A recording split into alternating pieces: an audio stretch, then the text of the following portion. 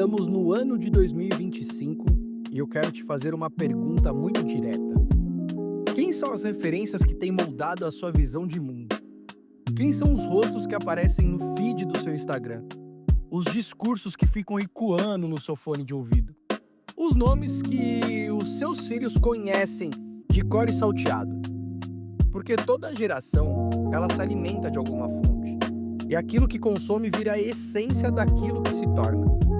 E se a gente for honesto, basta rolar alguns minutos no Instagram para perceber que a qualidade da água que está sendo bebida hoje não é nada boa. É uma geração que está sendo ensinada a confundir fama com valor, sensualidade com poder, liberdade com exposição. Nomes como Anitta, Luísa Sonza, João Guilherme, Vitão e por entre outros. Pessoas com milhões de seguidores, influência cultural e social ainda, absurdo isso. Mas que muitas vezes defendem princípios que não sustentam uma família, uma aliança, uma vida com propósito. E aí eu te pergunto, são essas as referências que você quer para os seus filhos? Para a sua irmã? Para o seu vizinho? Não pode ser. Porque essa geração não precisa de mais ídolos. Ela está precisando de exemplos.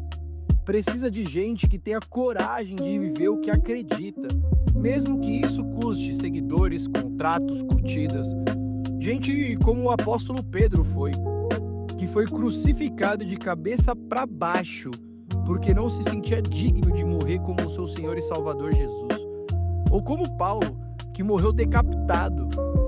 Como Sadraque, Mesaque e Abednego, que entraram numa fornalha, mas não se ajoelharam para aquele sistema.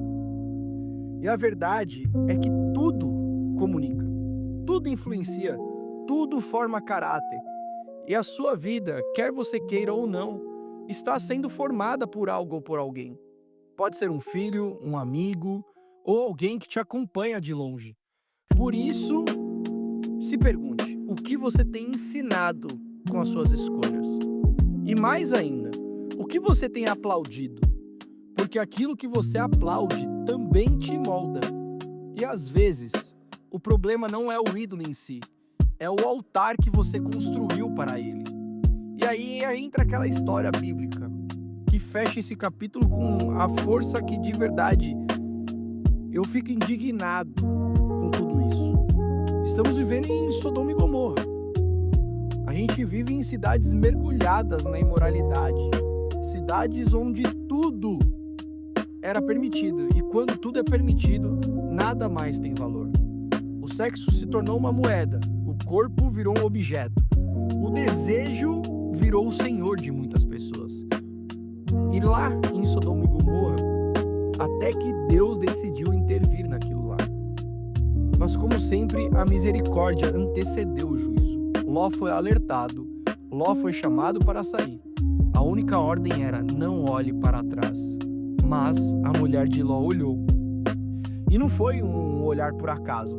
Foi um olhar com saudade, um olhar de desejo voltar para lá. Um olhar de quem realmente era pertencente àquelas práticas e àquela cidade.